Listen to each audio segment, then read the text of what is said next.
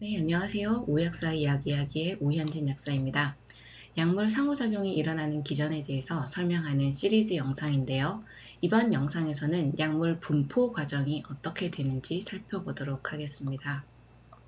우리가 먹은 약이 장에서 흡수가 돼서 혈액 속으로 들어가면 그 다음에는 어떻게 될까요? 약이 작용해야 하는 각종 조직으로 어떻게 이동을 할까요? 그리고 이렇게 약이 이동하는 과정에서 어떻게 약물 상호작용이 생길 수 있을까요? 이번 영상을 통해서 알아보도록 합시다. 먼저 약물의 분포에 영향을 주는 요인 4가지를 먼저 알아보고요. 그리고 약물 분포 단계에서 생길 수 있는 약물 상호작용 메커니즘 2가지를 말씀드리도록 하겠습니다. 네, 그러면 우선 약이 신체 조직 곳곳으로 이동하는 여정에 대해서 살펴보도록 하겠습니다. 네, 그렇다면 약물 분포가 뭔지 먼저 보도록 하겠습니다. 약물 분포란 영어로 distribution이라고 이제 말하고요. 이거는 이전 영상에서 보여드렸던 그림인데요. 우리가 약을 입으로 이렇게 삼키게 되면은 식도를 지나고 위를 지나고 장에 가서 이제 흡수가 됩니다. 그래서 흡수가 된 약들은 혈류를 타고 간으로 가게 됩니다. 그래서 간으로 가게 되면은 간에서 이제 일부 대사가 되고요. 이제 대사가 된 나머지 약들은 전신순환으로 이렇게 들어가게 됩니다. 그래서 혈류를 타고 이동을 하게 되는 거죠. 근데 일부 약들은 이제 뭐 뇌로도 좀 더 잘 가는 약이 있을 거고, 어떤 약들은 근육으로 좀 더 잘 가는 약들이 있을 거고요. 또 어떤 약들은 주로 혈액 속에만 존재하면서 다른 조직으로는 잘 가지 않고 혈액 안에만 남아있는 약들도 있습니다. 이렇게 이제 약물 혈액 순환으로 들어가더라도 이제 약의 특성에 따라서 어떤 조직으로 더 잘 분포가 되느냐, 아니면 그냥 혈액 속에만 좀 더 남아 있느냐, 이러한 것들은 약의 특성에 따라서 달라질 수가 있습니다. 네, 그렇다면 왜 어떤 약들은 뇌로도 좀 더 잘 가고 어떤 약들은 좀 더 혈액에 남아 있고 또 다른 약들은 우리 몸의 곳곳으로 더 잘 이동을 할까요? 이렇게 약들마다 분포되는 특성이 다른 이유는 약물 분포에 주는 요인들이 있기 때문인데요. 그래서 총 4가지 요인들이 존재합니다. 그래서 이것들을 각 항목별로 살펴보도록 하겠습니다. 첫 번째 요인은 바로 the rate of blood flow to the tissue. 그래서 각 조직으로 가는 혈액의 양입니다. 그래서 혈액이 많이 가는 우리 신체 조직들이 있습니다. 좀 더 혈액이 많이 가는 조직으로 이제 약들이 더 잘 갈 수가 있겠습니다. 왜냐하면 약들은 혈액을 타고 이동을 하기 때문에 이제 혈액이 많이 가는 조직으로 좀 더 약들이 잘 가는 경향이 있습니다. 그리고 두 번째는 생리적 장벽입니다. physiological barrier인데요. 약이 흡수가 될 때와 마찬가지로 흡수가 될 때 장에 있는 장상피세포를 통과해야 된다고 했잖아요. 그런데 각 신체 조직으로 들어갈 때도 마찬가지로 이제 세포를 통과해야 합니다. 이러한 세포들의 장벽을 통과해서 지나가야 하는 것이 바로 생리적 장벽이라고 보면 되겠습니다. 그 다음에 세 번째는 약의 사이즈와 극성입니다. 그래서 극성이 있는 약들은 이제 친수성이고요. 그리고 극성이 없으면 소수성이 되는데요. 그러니까 친수성이란 말은 물에 좀 더 잘 녹는 아이들이고 소수성이란 말은 기름에 좀 더 잘 녹는 아이들이란 말입니다. 그래서 약의 분자 사이즈와 이러한 극성의 유무에 따라서 약이 몸 곳곳으로 퍼져나가는 능력이 달라지게 됩니다. 그리고 마지막으로 이제 혈청 단백 결합의 정도입니다. 그래서 영어로는 degree of plasma protein binding. 그래서 플라스마 프로테인은 바로 혈청 단백질입니다. 혈액 속에는 혈청 단백질이라는 것이 존재하는데요. 대표적으로는 알부민이 있습니다. 그래서 혈액에 있는 약의 일부는 이러한 혈청 단백질에 결합한 형태로 존재하게 됩니다. 그런데 얼만큼 결합한 상태로 존재하느냐, 이런 거에 따라서 약물 분포 정도가 또 달라지게 됩니다. 네, 첫 번째 요인을 좀 더 살펴보도록 하겠습니다. 그래서 각 신체 조직으로 가는 이제 혈액의 양이 이제 약의 조직 분포에 영향을 준다고 말씀드렸는데요. 우리 신체 조직 중에서 이제 심장이나 간, 그리고 신장, 뇌는 혈액이 정말 많이 가는 그러한 조직들입니다. 그래서 이러한 조직으로는 약물이 좀 더 잘 가는 경향이 있고요. 물론 이제 뇌는 조금 예외이고요.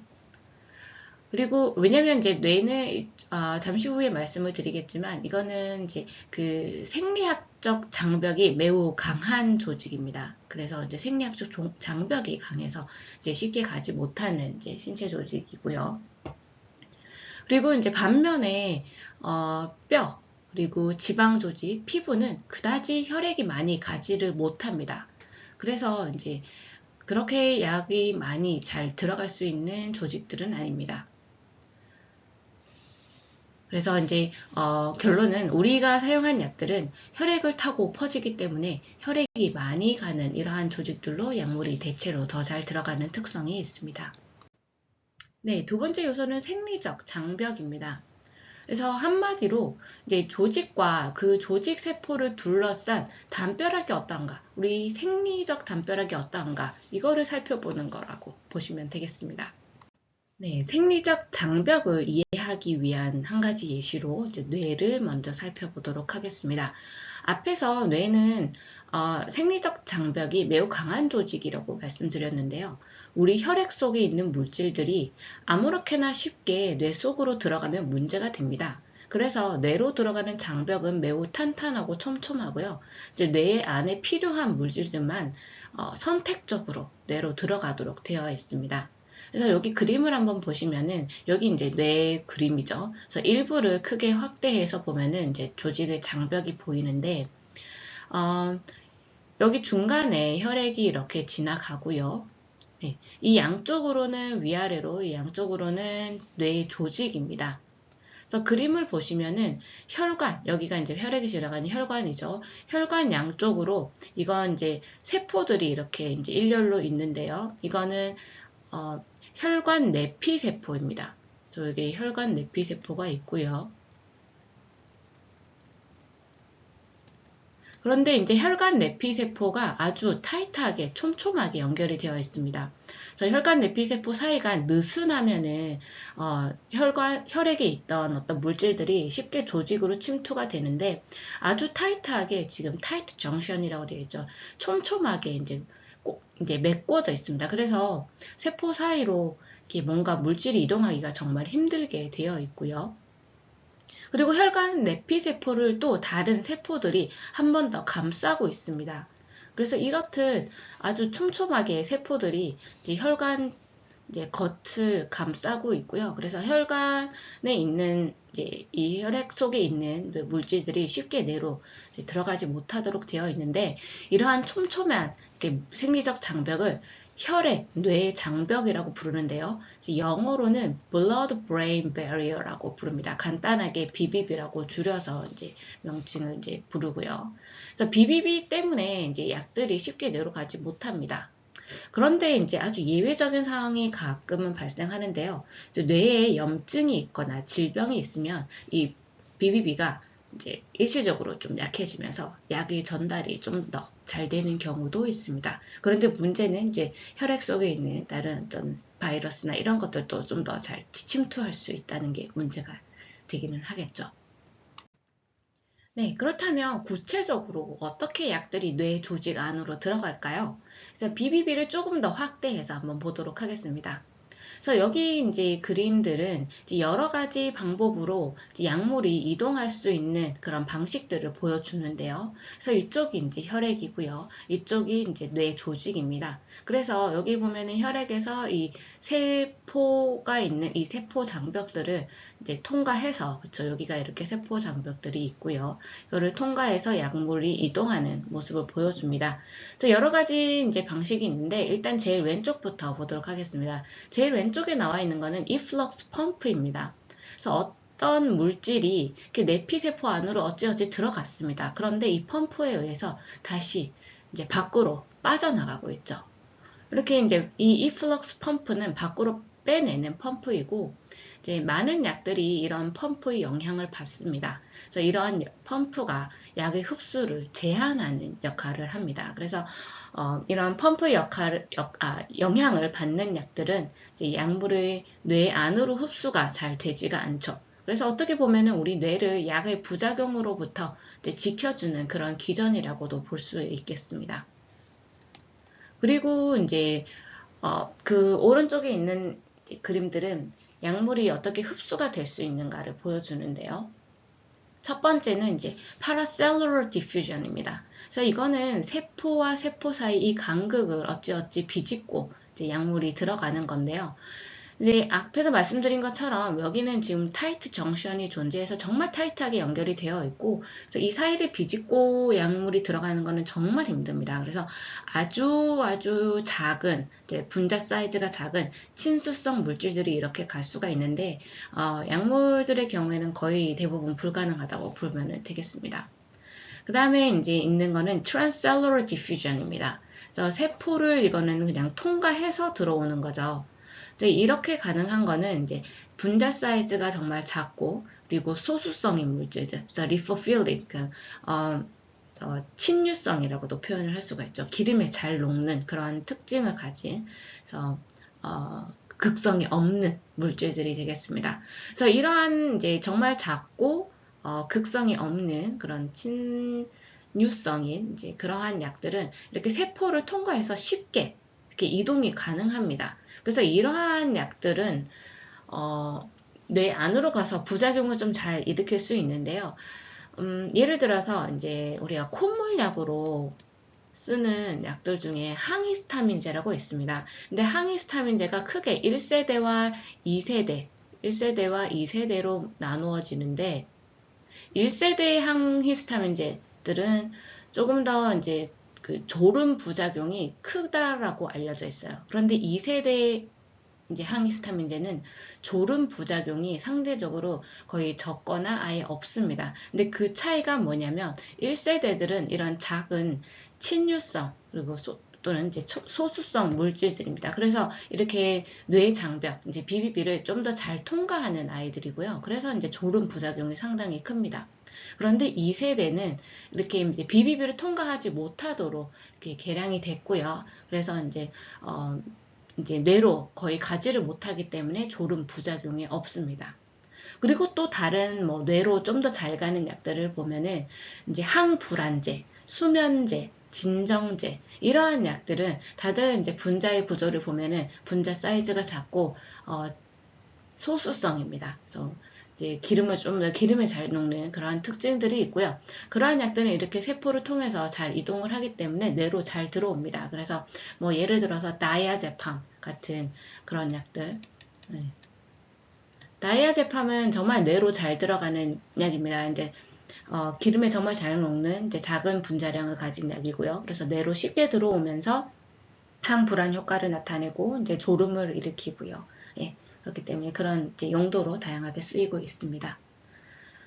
네, 그리고 이제 그 옆에 있는 것을 보면은 이제 이거는 이제 약물 상호작용에서 가장 중요한 이제 이동 방식입니다. 그래서 carrier mediated transport인데요. 앞에 약물의 흡수 과정에서도 한번 말씀을 드렸는데 이렇게 특정 캐리어를 통해서 이제 약이 들어오는 경우가 되겠습니다.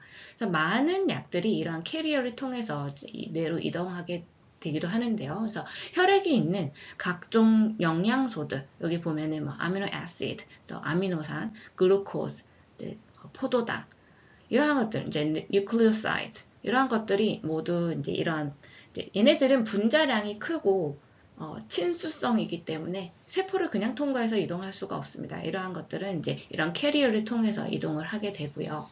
그래서 약 중에서도 일부는 이렇게 캐리어를 통해서 이동을 하게 됩니다. 그리고 뭐 다른 방식으로는 이제 트랜스사이토시스 이렇게 이제 소포가 형성이 되면서 이동하는 것들도 있습니다. 약물 상호작용에서 중요한 이제 이동 방식은 이렇게 이제 carrier mediated transport가 되겠습니다. 네, 그래서 carrier mediated transport를 좀 더 자세히 살펴보도록 하겠습니다. 그래서 carrier mediated transport가 있는 다른 또 조직을 보면은 이거는 이제 간 세포입니다.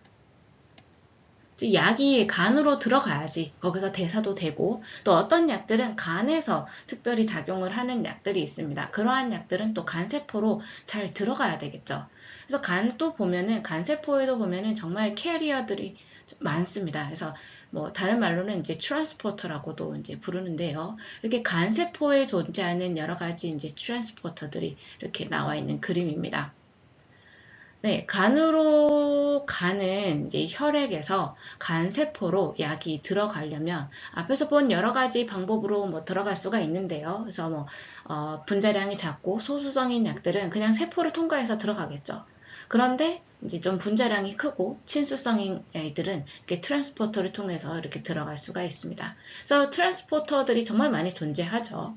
그래서 어떤 트랜스포터들은 이제 약들을 이렇게 간 세포 안으로 이렇게 집어넣는 역할을 하게 되는데 이러한 퍼 담는 역할을 하는 아이들을 이제 uptake 트랜스포터라고 부릅니다. 그래서 uptake 안으로 집어넣는 거죠. uptake 트랜스포터들이고요. 그리고 아까 뇌에서와 마찬가지로 약을 밖으로 퍼내는 그러한 역할을 하는 아이들이 있는데요. 그리고 또 이제 일부는 이렇게 이제 약을 이제 세포 밖으로 퍼내서 담즙으로 배설시키는 아이들도 있습니다. 그래서 이러한 것들을 이제 어쨌거나 세포 밖으로 이제 꺼내는 이러한 아이들을 이제 efflux 펌프라고 하죠. 앞에 뇌에서도 존재했죠. 그래서 efflux 펌프들도 존재합니다. 이렇게 각종 트랜스포터가 존재하면서 약물들이 이제 간 세포 안으로 좀 더 잘 들어가게 도와주기도 하고 또 어떤 약들은 이제 퍼내서 이제 배설시키기도 하고 이렇게 이제 트랜스포터들이 약의 분포에 영향을 주게 됩니다. 네, 그리고 세 번째로는 이제 약의 분자 사이즈와 극성의 정도도 중요하다고 말씀드렸는데요. 아까 앞에서 말씀드린 것처럼 이제 약의 어떤 사이즈와 극성의 유무 정도에 따라서 세포의 장벽을 어떻게 통과하느냐가 달라지게 됩니다. 그래서 이제 약의 사이즈가 작고 하이드로포빅, 소수성이죠. 소수성이면은 세포를 쉽게 통과해서 이제 그냥 확산으로 여기저기를 이동할 수 있기 때문에 조직 속으로 정말 쉽게 침투해서 들어갑니다. 반면에 사이즈가 크고 하이드로필릭, 그래서 친수성이죠. 친수성인 약들은 그 세포를 쉽게 통과하지 못하기 때문에 약을 운반해주는 어떤 트랜스포터가 있어야지만 또는 뭐 예외적으로 트랜스사이토시스 이런 기전으로 들어갈 수 있어야지만 세포를 통과해서 조직으로 들어갈 수가 있습니다. 그래서 조직으로의 침투가 좀 더 제한적이라고 볼 수 있습니다. 네, 그리고 마지막 요소가 바로 혈청 단백 결합입니다. 플라스마 프로테인 바인딩인데요. 그래서 약이 혈액을 타고 돌아다닌다고 말씀을 드렸잖아요. 그래서 혈액을 타고 여기저기 돌아다니는데 이 혈액 속에서 약물이 어떻게 존재하냐 이거를 이제 보게 되면은 일부 약들은 혈청 단백에 결합한 형태로 존재하고요. 그래서 일부 약들은 혈청 단백에 결합한 형태로 존재하고 그리고 또 일부 약들은 결합하지 않은 unbound 또는 이제 free 폼이라고도 합니다. 그래서 이제 결합하지 않은 형태로 존재하게 됩니다. 여기 오른쪽 그림을 보면은 이 초록색 큰 동그라미가 바로 이제 혈청 단백질이고요. 여기에 나와 있는 혈청 단백질은 얘는 알부민입니다. 그래서 알부민이라는 혈청 단백질인데 여기 까만색 동그라미들이 바로 약입니다. 그래서 약이고요. 그래서 약이 이렇게 알부민에 결합한 형태로 존재하죠. 그리고 어떤 약들은 이제 결합하지 않은 free form, 그래서 결합하지 않은 형태로 존재하고 있습니다. 이렇게 결합한 형태와 결합하지 않은 폼은 서로 가역적입니다. 그래서 이 결합 자체는 가역적이어서 결합했다가 떨어졌다가 결합했다가 떨어졌다가 이렇게 이제 반복이 가능합니다. 그래서 가역적 결합을 하고 있고요. 그리고 일부는 이제 결합을 하고 있고 일부는 떨어져 있다라고 말씀을 드렸는데 그렇다면 이렇게 혈액에 존재하는 약들의 얼마만큼이 결합해 있고 얼마만큼이 떨어져 있을까? 이것은 이제 각각 이런 이제 비율이 이제 일정 비율로 존재하게 됩니다. 그리고 이 일정 비율은 약마다 다릅니다. 그래서 어떤 약들은 혈액에 있는 약의 거의 한 99%가 이제 이렇게 결합한 형태로 존재하기도 하고요. 어떤 약들은 한 50% 정도만 결합한 형태로 존재하기도 합니다. 그래서 그 비율은 약의 특성에 따라 다 다르고 항상 일정한 비율로 이렇게 존재하게 됩니다. 그런데 문제가 뭐냐면 이렇게 이제 알부민에 결합한 약들은 혈관 밖으로 잘 빠져나가지를 못합니다. 그래서 이 밑에 그림을 보면은 여기 이제 혈관 내피세포입니다. 그래서 혈액이 있고 이제 혈관 내피세포가 이제 혈관을 이제 감싸고 있죠. 그런데 이제 알부민은 상당히 이렇게 분자량이 큽니다. 아주 사이즈가 커서 이 내피세포 사이를 비집고 나갈 수가 없습니다. 그래서 이 알부민에 결합한 약들은 이제 혈관 속에, 혈액 속에 갇혀 있게 됩니다. 밖으로 뭐 조직으로 가지를 못하고 대신에 이렇게 떨어져 나간 약들은 이제 그 약의 특성에 따라서 뭐 이렇게 밖으로 좀 더 쉽게 빠져나갈 수가 있습니다. 네, 그래서 이제 약에 따라서 프로테인 바인딩이 많은 혈청 단백 결합이 많은 약들은 좀 더 혈액 속에 존재하는 이제 경향이 있고요. 그 혈청 이제 단백 결합 정도가 좀 적은 약들은 이제 조직으로 좀 더 이동이 좀 더 용이한 그런 약들이 되겠습니다. 네, 약물 분포에 영향을 주는 네 가지 요인을 살펴봤는데요. 그렇다면 이 약물 분포 단계에서 어떤 방식으로 약물 상호작용이 생길 수 있을까요? 네, 약물 상호작용이 생길 수 있는 메커니즘은 크게 두 가지가 존재합니다. 그래서 어떤 약들을 같이 쓰게 되면은 이제 혈청 단백 결합 정도의 변화가 생겨서 상호작용이 일어납니다. 그래서 아까 이제 혈청 단백질이 이렇게 있고, 이제 예를 들어서 알부민 같은, 거기에 이제 약이 이렇게 이제 결합을 한다라고 말씀을 드렸는데요. 그래서 어떤 약들은 같은 자리에 서로 결합하기 위해서 경쟁을 합니다.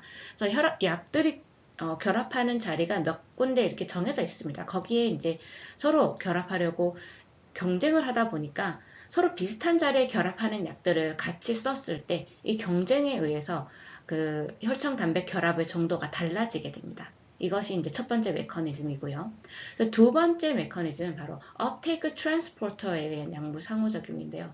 그러니까 조직으로 들어가기 위해서는 이제 이런 업테이크 트랜스포터를 통해서 들어갈 수 있다고 이제 말씀을 드렸는데요. 그래서 어떤 약들은 이런 업테이크 트랜스포터의 영향이 매우 중요합니다.